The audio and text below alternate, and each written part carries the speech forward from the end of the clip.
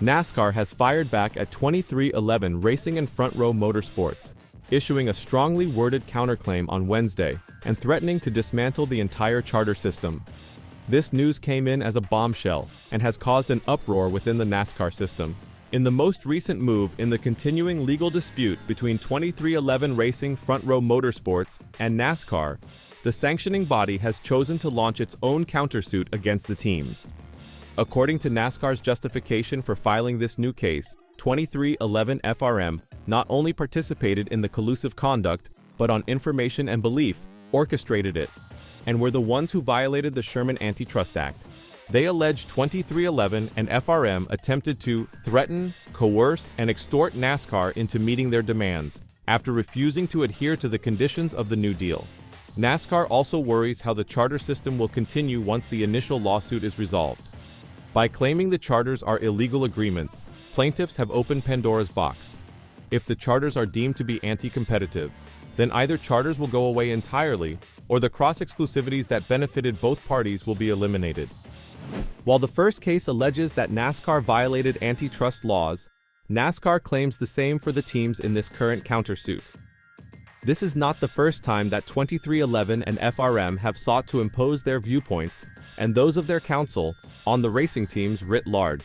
And it is truly ironic that in trying to blow up the charter system, 2311 and FRM have sought to weaponize the antitrust laws to achieve their goals. NASCAR specifically targets 2311 co-owner Curtis Polk and Michael Jordan's longtime agent/business partner, claiming he engaged in anti-competitive activities. They employ strong language, suggesting that he was intent to transform the sport's economic situation in a way that would help the teams financially while harming NASCAR. NASCAR accuses Polk of attempting to organize a boycott of NASCAR events, engaging in negative media campaigns, and even actively interfering with NASCAR's multi-billion-dollar negotiations with TV partners ahead of its newest media rights deal. They further claim Polk threatened and bullied other teams to not break ranks while conversations were underway, and he failed to accurately convey NASCAR's position to the other teams. Polk, who led the team's negotiating committee, was at the center of these negotiations. It argues that it had to negotiate with the teams individually because it appeared that the TNC and Polk were not providing all of NASCAR's offers to all teams' team owners. Throughout the 30-page document, NASCAR spends a significant amount of time discussing the sport's history and the France family, writing in a way that counters the idea that they are an illegal monopoly. They also focus on the financial burden they bear in administering the sport and organizing events, always mentioning how they have increased the amount of money the teams earn under the new charter agreement.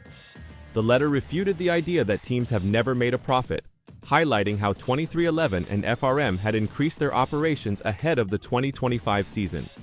According to NASCAR, the ultimate purpose for these teams was to obtain permanent charters, intending to extract more money from the sanctioning body through practices that ultimately violated antitrust rules.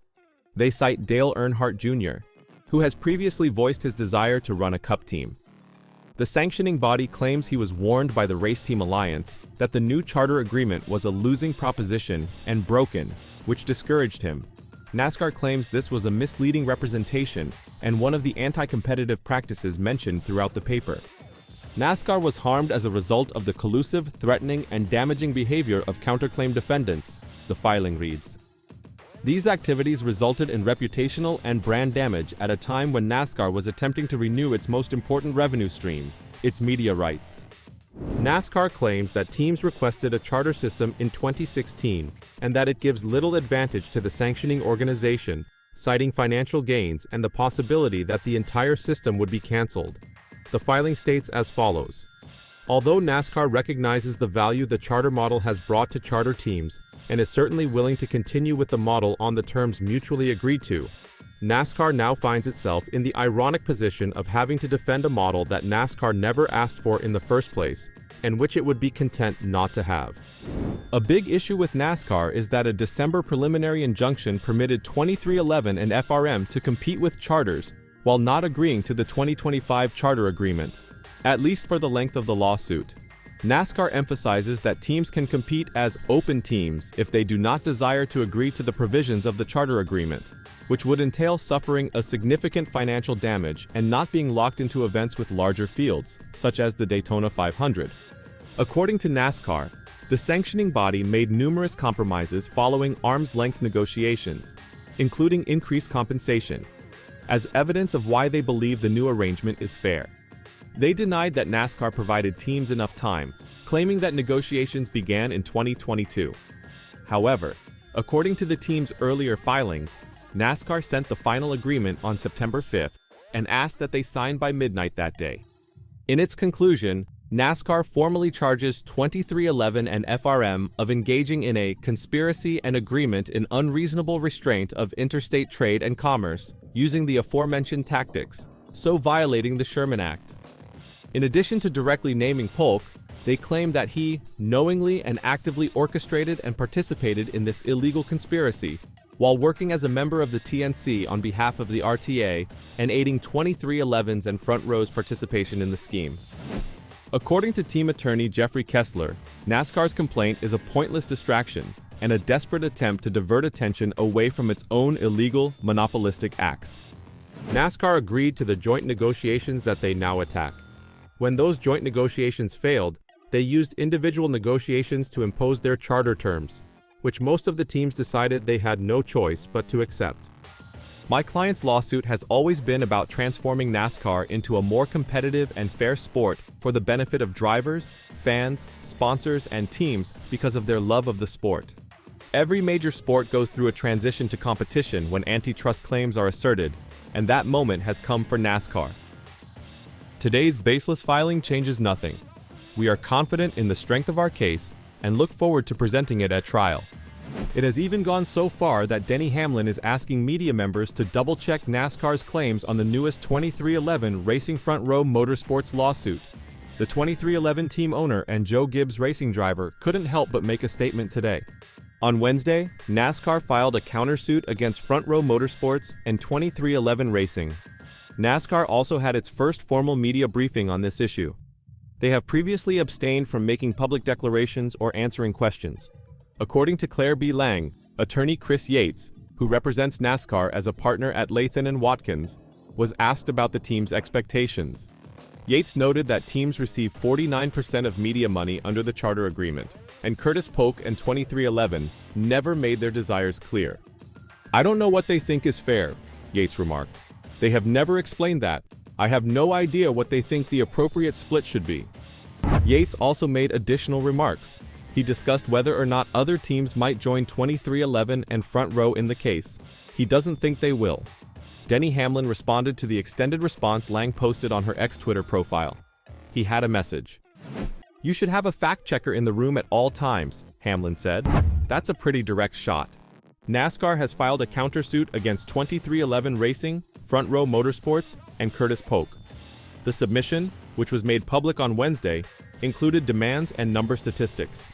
If we look at the files from Wednesday, there are a handful of sections that explain the demands from Polk, the TNC, and the RTA. So Chris Yates' statements could be a touch off base.